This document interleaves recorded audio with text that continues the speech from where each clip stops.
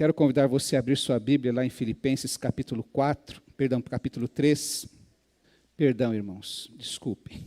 Efésios capítulo 4, versículo 5. Continuando o texto da semana passada, vamos destacar apenas o versículo 5 hoje, mas lembrando aqui as primeiras palavras do apóstolo Paulo. A partir do versículo 1, que ele diz assim: como prisioneiro no Senhor, rogo-lhes que vivam de maneira digna da vocação que receberam. Sejam completamente humildes e dóceis, e sejam pacientes, suportando uns aos outros com amor. Façam todo o esforço para conservar a unidade do Espírito pelo vínculo da paz. Há um só corpo e um só Espírito, assim como a esperança para a qual vocês foram chamados é uma só. Há um só Senhor, uma só fé, um só batismo. Um só Deus e Pai de todos, que é sobre todos, por meio de todos e em todos. Amém? Nós aprendemos a semana passada que a igreja é um povo no qual atua um só Espírito. Por isso o versículo 4, há um só corpo, um só Espírito e uma só esperança para a qual vocês foram chamados.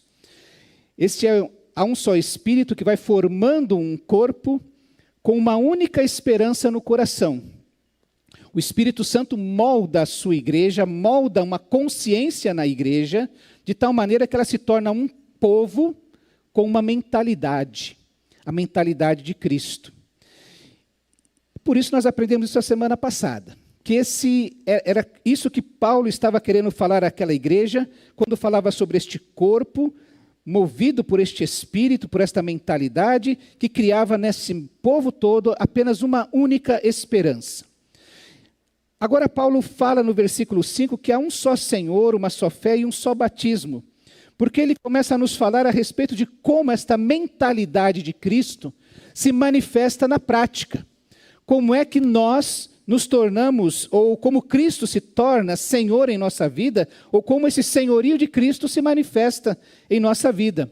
Nós acabamos de falar sobre o Senhor ser o Senhor do nosso bolso, e o Senhor ser o Senhor de todas as áreas da nossa vida, daquilo que nós pensamos, daquilo que nós ouvimos, daquilo que nós falamos, da maneira como agimos, da maneira como reagimos. Nós nos lembrávamos, por exemplo, que nós precisamos aprender a ser crentes em todo o tempo.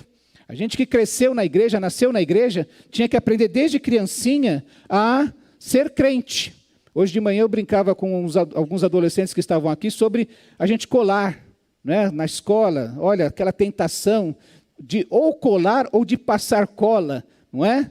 E a gente tinha que aprender a ser crente naquele tempo, porque aprendia que quem era crente, quem tinha o Senhor Jesus no coração, não fazia essas coisas. A gente vai crescendo, começa a namorar e tem que aprender a namorar como crente. Se casa, tem que aprender a ser um marido, uma esposa crente, um pai crente, um genro, uma nora, uma sogra, um sogro crentes, e que inclusive a gente precisa aprender a envelhecer como crente e a morrer como crente, como servo do Senhor Jesus. Chegar aquele tempo em que a gente vai entregar o nosso espírito às mãos de Deus e glorificá-lo inclusive com a nossa morte. A igreja é um povo que se submete a Cristo. Se a semana passada aprendemos que a igreja é um povo que tem a mentalidade de Cristo, hoje eu quero que você saia daqui lembrando que a igreja é um povo que se submete a Cristo, em todo o tempo, em todas as áreas. Isso significa que a igreja crê que Cristo é o que diz ser. Esse é o povo. A igreja crê que Cristo fez o que diz ter feito. E a igreja crê que Cristo fará o que diz que fará. Nós nos reunimos aqui por causa disso, porque acreditamos que Cristo é o que diz ser. Você se lembra daquela frase que C.S. Lewis cunhou, né? Lembrando, ou Jesus é um lunático, falando o que falou, ou ele é um mentiroso, falando o que falou, ou ele é o que diz que ele é. Você tem que fazer uma escolha a respeito dessas coisas. E nós, a igreja de Jesus, é o povo que diz assim, Jesus é exatamente o que ele diz que é. O Salvador, o Senhor, faz parte da Trindade, é o nosso Salvador. Ele nos salvou, ele foi capaz de nos salvar, quando diz que ele dá a sua vida por ele mesmo, e ele é aquele que diz assim, olha, eu não vou deixar vocês órfãos, eu vou voltar para vocês, eu vou voltar para resgatar vocês. E a igreja é essa igreja que tem um só Espírito, é um corpo que tem uma esperança da volta do seu Salvador, do seu Senhor, para resgatá-la. Então eu queria pensar com você sobre essas 3 palavras que o apóstolo Paulo fala no versículo 5, lembrando aspectos do senhorio de Cristo se manifestando na vida da igreja. E a gente vai fazer uma pequena inversão, porque primeiro ele fala, há um só Senhor, uma só fé, um só batismo. Quero começar falando sobre uma só fé, porque quando o apóstolo Paulo fala sobre esta fé, há uma só fé, há uma fé comum, ele se refere a essa fé que revela que há apenas uma maneira de se crer em Cristo. Eu sei que você já ouviu muito na sua vida que todos os caminhos levam a Deus, que eu creio em Deus do meu jeito, ou como nós ouvimos ontem, a minha verdade é desta maneira. Mas quando o apóstolo Paulo fala assim, há uma só fé, ele está afirmando que há apenas uma maneira de se crer em Cristo. Judas, irmão de Jesus, escreve o penúltimo livro do Novo Testamento, e ele fala sobre esta fé que foi entregue aos santos de uma vez por todas. Ele diz assim, amados, embora eu tivesse me empenhado muito para escrever a vocês acerca da salvação que compartilhamos, senti que era necessário escrever para encorajá-los a batalhar pela fé que foi confiada aos santos de uma vez por todas. Judas tinha intenção de falar sobre um tratado da salvação, mas ele entendeu que precisava falar a respeito desta fé que precisava ser engajada diante dos ataques que os cristãos, que a igreja de Cristo estava sofrendo naquele instante. E ele fala de uma fé que foi entregue de uma vez por todas aos santos, que eles não podem largar, que eles não podem perder, da qual eles não podem se desviar. Paulo, quando fala a respeito desta fé também, ele diz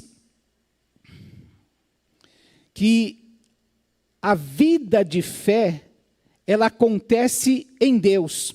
A fé de que Deus vai cumprir a promessa de aplicar a sua justiça através de Cristo em nós.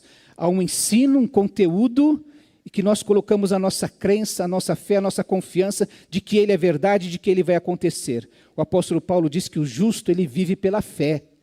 Ele vive baseado naquilo que ele aprendeu a respeito de Deus. Porque aqui é um povo que crê que Jesus é o que diz ser.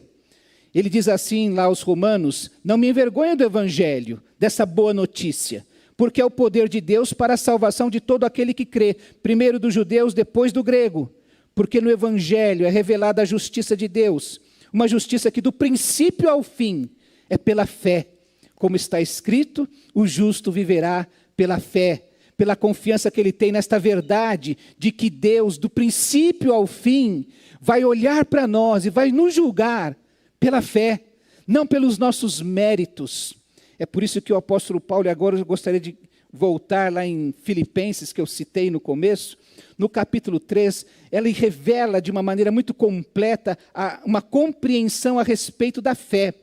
Lá no capítulo 3, o apóstolo Paulo começa primeiro criticando aqueles que tentam trazer para dentro da igreja uma doutrina falsa. Quem lembra do estudo do Novo Testamento vai lembrar de um grupo chamado de judaizantes. Gente que vinha atrás do apóstolo Paulo dizendo que não era apenas a fé em Cristo. Era preciso voltar aos ritos do judaísmo para poder ter a salvação, um novo relacionamento com Deus.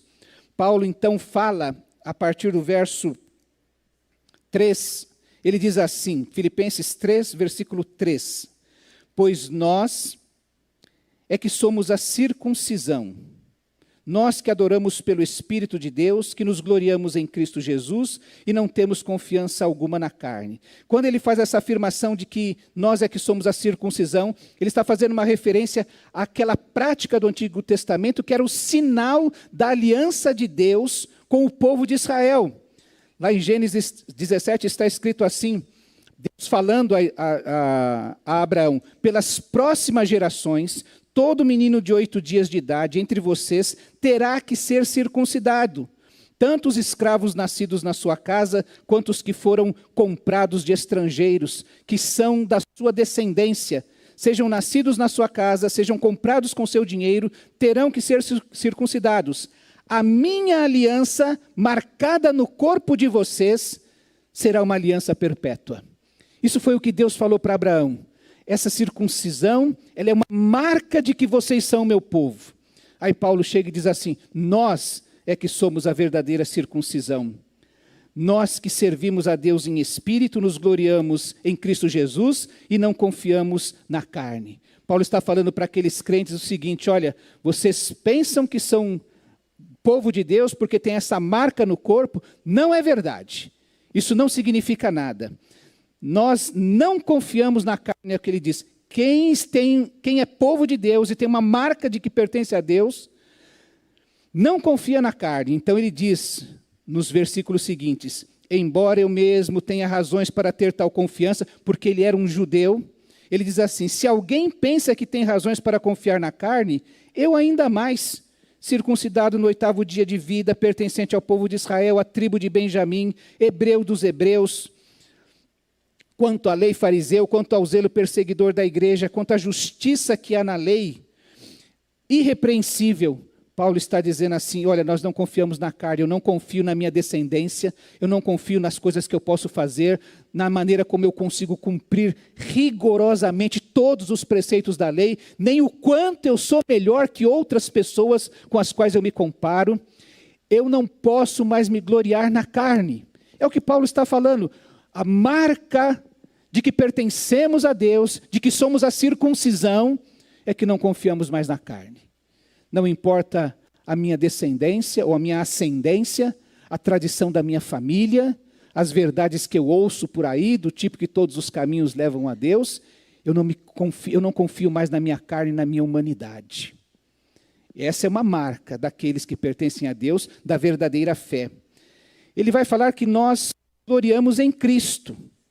Nós não confiamos na carne, nós nos gloriamos em Cristo. Porque ele diz assim, mas do que isso, nós cremos nessas verdades, eu considero tudo como perda, comparado com a suprema grandeza do conhecimento de Cristo Jesus, o meu Senhor. A sua fé está centrada em Cristo, não em qualquer pessoa, não em qualquer tradição, não em qualquer placa de igreja, não em qualquer ensino que tenha recebido, mas na pessoa de Cristo. E ele chama, na grandeza do conhecimento de Cristo Jesus, o meu Senhor, por quem perdi todas as coisas. Se gloriar em Cristo é fazer dele um tesouro tão precioso,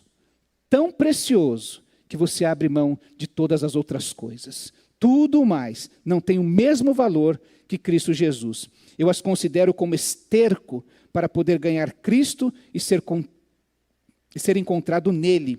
E aí ele fala, não tendo a minha própria justiça que procede da lei, mas a que vem por meio da fé em Cristo, a justiça que procede de Deus e se baseia na fé, a justiça que Deus resolveu e decidiu aplicar em nós, ao decidir olhar para a cruz de Cristo, para a perfeição de Cristo, para o sangue de Cristo, e não olhar para as nossas próprias virtudes que pudéssemos oferecer a Ele, como Paulo fala aqui, se alguém pensa que pudesse oferecer alguma coisa a Deus, eu poderia apresentar o meu currículo.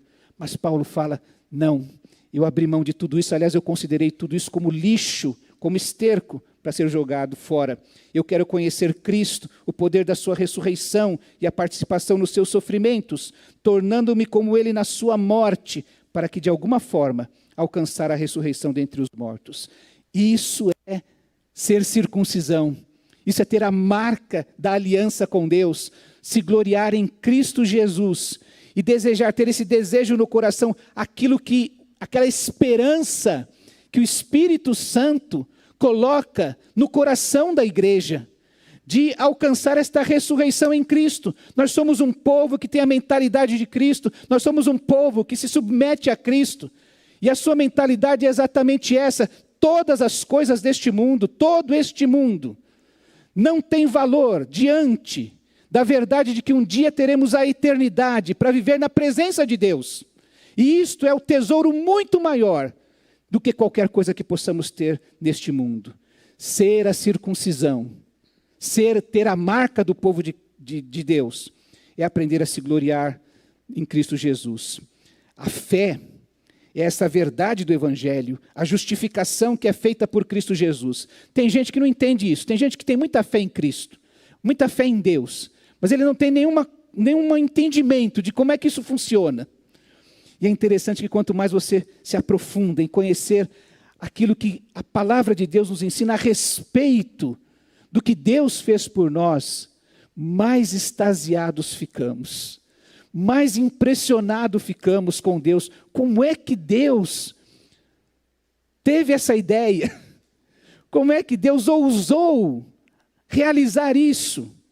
Que Deus é esse? Que tremendo Deus é esse?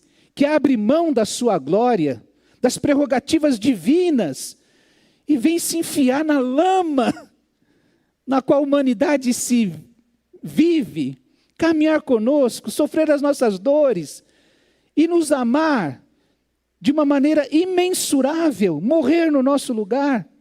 E quanto mais você estuda, quanto mais você pensa sobre isso, mais você fica impressionado com este Deus a qual amamos, essas verdades que a palavra de Deus nos fala. Como é que ele teve essa capacidade de pegar a justiça de Cristo, aquele Cristo perfeito, que viveu todas as nossas tentações, porém sem pecado, e aplicar a sua justiça, a sua perfeição sobre nós, nos imputando a sua justiça, e jogar todo o nosso pecado, toda a nossa maldade sobre Cristo Jesus, derramando sobre o corpo de Cristo Jesus. E depois de fazer isso, olhar para nós e falar assim: você está inocentado, nenhuma acusação mais há contra você. Nós cremos que Ele diz ser, que Ele é quem diz ser. Nós cremos que Ele fez o que diz que fez. Nós cremos que Ele ainda vai fazer aquilo que prometeu para nós. Paulo continua dizendo que esta fé, essa marca de Cristo, essa aliança com Cristo, essa circuncisão que nós somos, se manifesta também no serviço a Deus em espírito. Porque ele diz nos versos 12 a 15, não que eu já tenha obtido tudo isso, ou tenha sido aperfeiçoado, mas prossigo para alcançá-lo, pois para isso também fui alcançado em Cristo Jesus.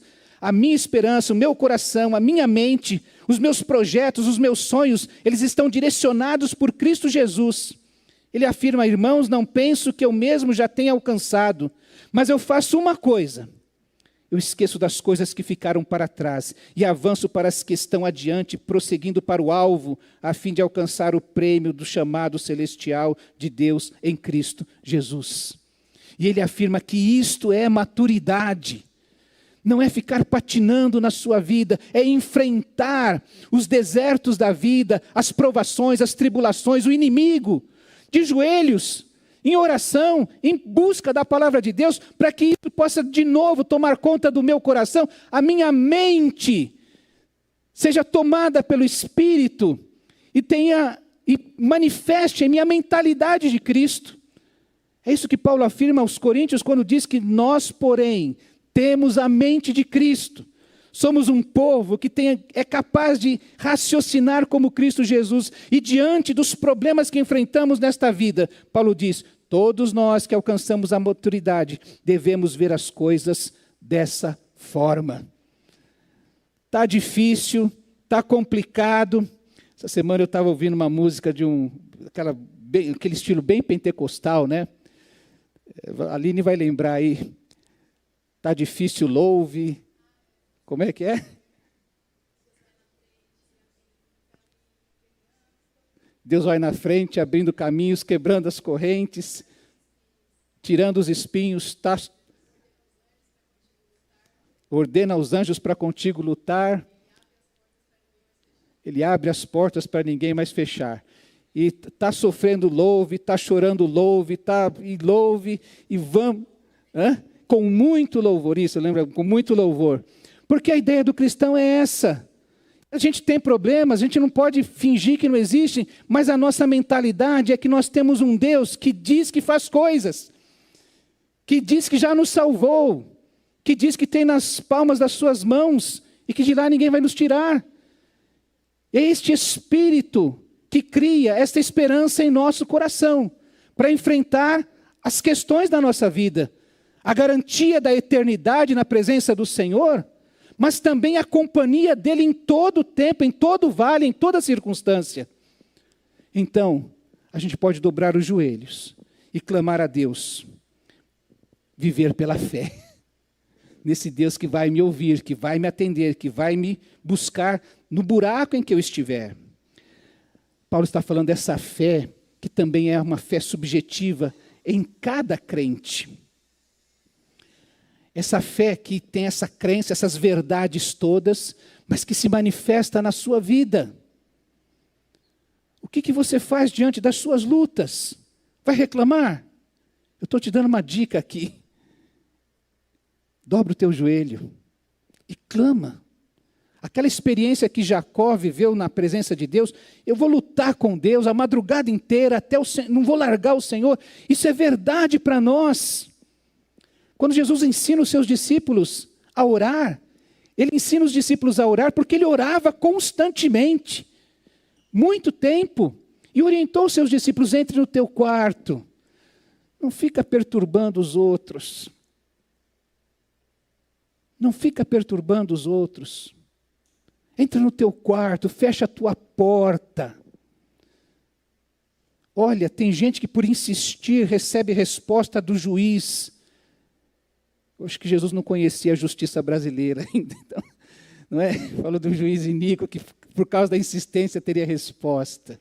Mas ele está dizendo assim, olha, se os humanos por causa disso respondem, imagine um pai amoroso, disposto, desejoso de manifestar o seu poder e o seu amor na sua vida. Então dobra o teu joelho, entra no teu quarto, fecha a tua porta, dobra o teu joelho, clama a Deus, chora diante de Deus.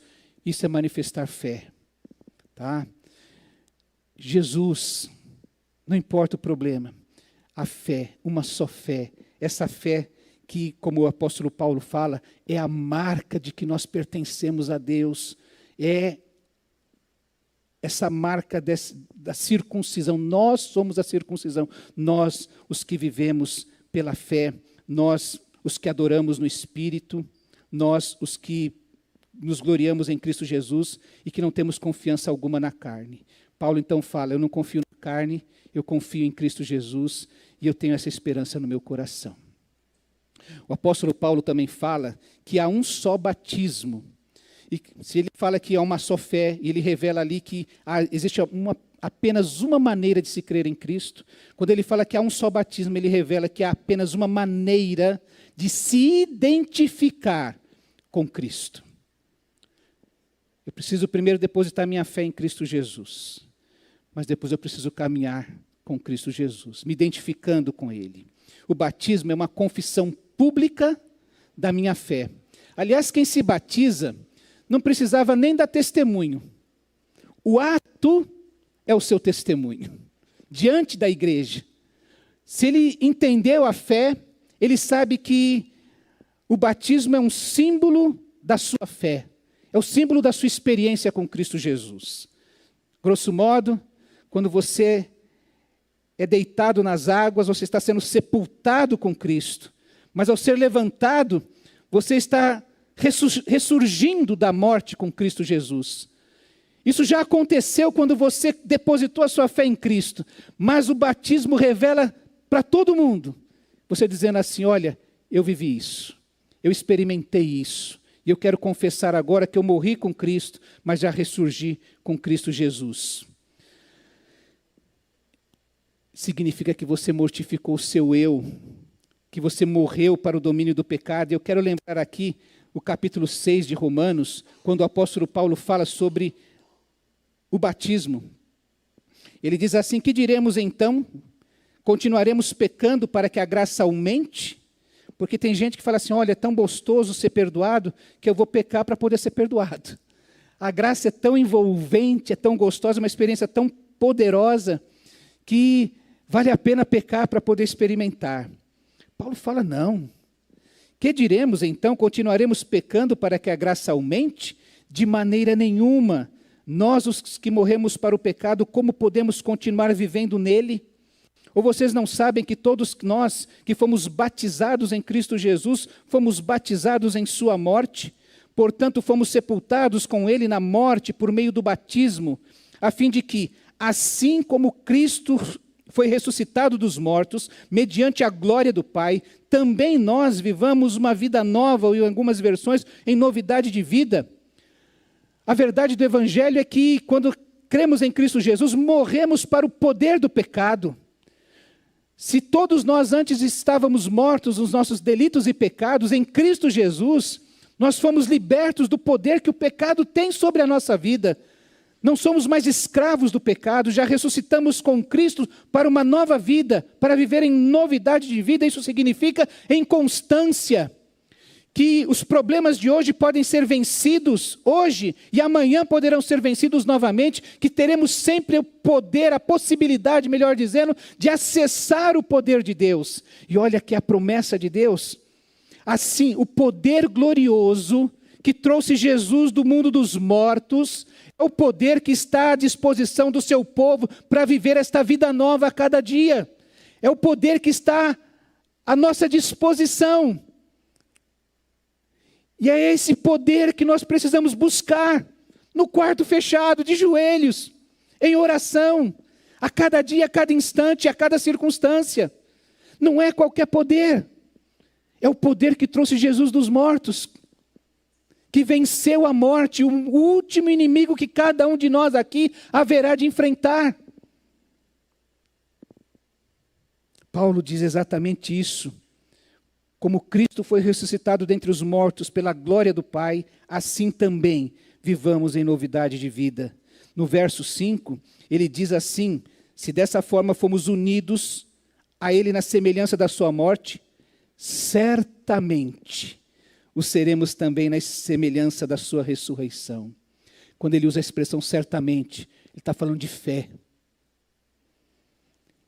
Eu tenho fé que eu fui sepultado com Cristo e que eu já vivo o começo da ressurreição, da vida eterna com Cristo Jesus. Isso é fé. E Paulo está falando que essa experiência de batismo, há um só batismo, há uma única maneira de se identificar com Cristo. Veja que no verso 11 do capítulo 6 ele diz assim: assim vocês também se considerem de fato mortos para o pecado, mas vivos para Deus em Cristo Jesus. A maneira de nos identificarmos ou de nos identificarmos com Cristo pelo batismo é exatamente essa. Um só batismo significa que cada um de nós está morto para o pecado, mas vivo para Deus, em Cristo Jesus. Por isso que existe o batismo, para que a gente possa entender como é que a gente se identifica com Cristo. A gente morre e ressurge para viver com Cristo. Naquele dia que eu aceitei Jesus, isso foi uma experiência mística, espiritual, que aconteceu no mundo espiritual, que aconteceu concretamente diante da igreja, mas que eu experimento todos os dias. Lembra que a gente falou que todos os dias a gente acorda para uma batalha, de mais uma vez crucificar o nosso eu? O batismo é sempre um lembrete da proposta de Deus para nós. Vivermos em novidade de vida. Vivermos uma vida vitoriosa contra o pecado. Não é que nós nunca mais vamos pecar. Mas se o pecado toma conta da minha vida, e vai tomando, até que ele se torna senhor da minha vida, a gente precisa rever a nossa vida. Porque como nós falamos, desde o dia que eu aceitei Jesus, nunca mais pequei em paz. Eu posso pecar, mas não há mais prazer. A consciência pesa.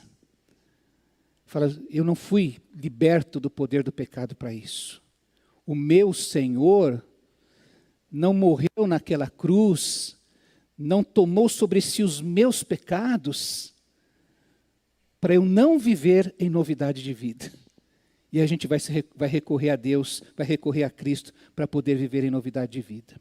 Por fim, eu quero voltar a quando ele diz que há um só Senhor nesse texto. Há uma só fé, há um só Senhor, uma só fé, um só batismo. Uma só fé, um só batismo. Eu quero voltar a um só Senhor.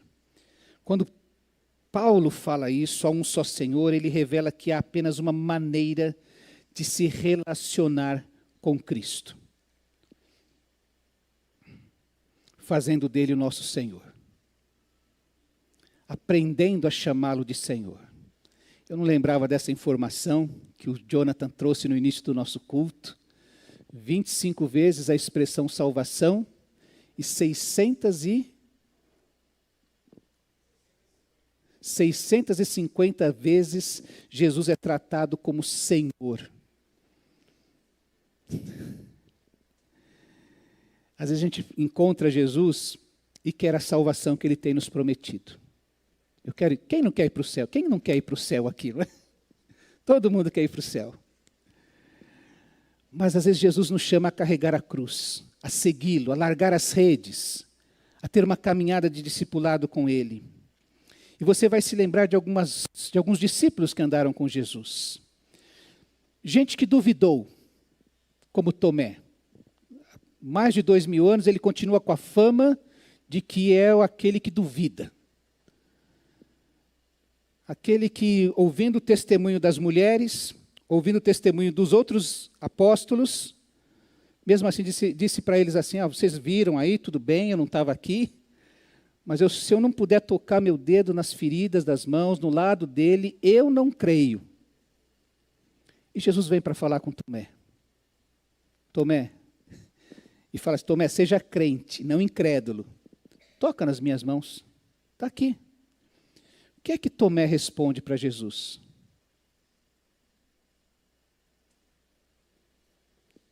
Qual é a resposta de Tomé para Jesus diante dessa oferta? Toca. Ele fala assim, Senhor meu, Deus meu.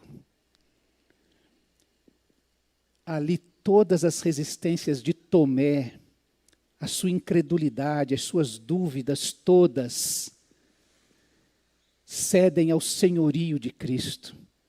E por isso ele chama Jesus de seu Senhor, o seu Deus. Talvez você precise passar por isso hoje. Se você andar um pouquinho mais no mesmo texto de João, você vai encontrar o apóstolo Pedro. Pedro também, passados 2000 anos, é aquele que continua com a fama de quem negou a Jesus. Quando chegaram para Pedro, Pedro, você caminha com eles, o seu jeito de falar, você andava com eles. Não conheço o cidadão, nunca ouvi falar dele. E não foi só uma vez, não é? Mas esse homem que nega Jesus, que tem tanta vontade de estar próximo de Jesus, que foi tão entregue, tão voluntarioso ao seguir a Jesus, que quando chegou no momento mais crucial da sua vida, ele negou a Jesus. E estava no momento em que ele já pensava, inclusive, em abandonar o ministério. Eu vou voltar para as redes, eu vou voltar ao mar. Os discípulos, os outros apóstolos vão com ele. E Jesus aparece para fazer uma pergunta a Pedro. Pedro, você me ama? Qual é a resposta que Pedro dá para Jesus?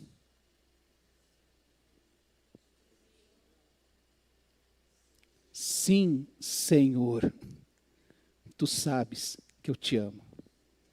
Nas 3 vezes que Jesus pergunta, as 3 vezes Pedro faz questão de usar a expressão, sim, Senhor. Tu sabes todas as coisas, tu sabes que eu te amo.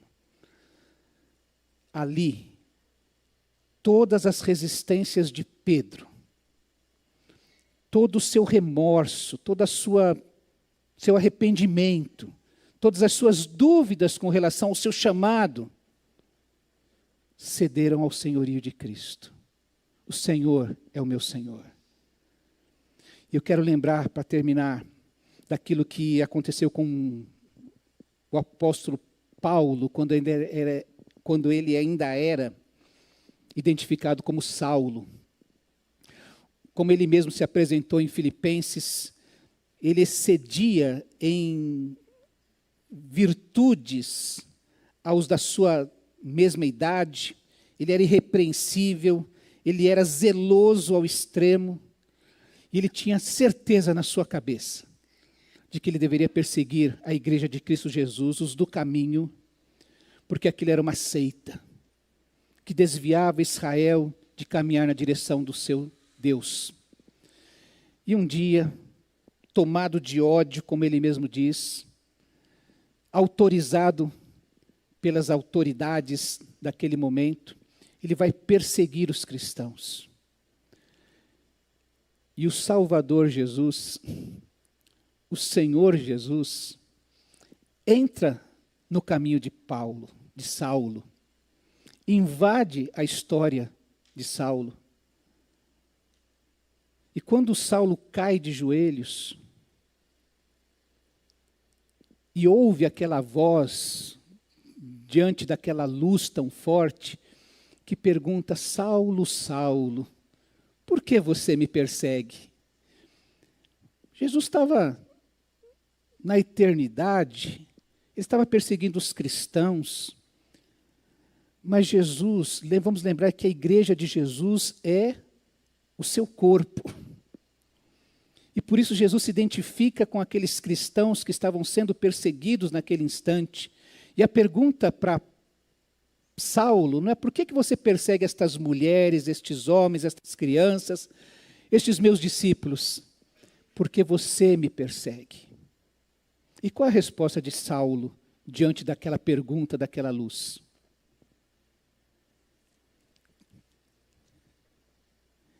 Qual é? Quem és tu, Senhor? Paulo estava caído, provavelmente ficando cego naquele instante, mas ele sabia que estava diante do seu Senhor. E todas as suas resistências, as suas dúvidas, naquele instante cessaram.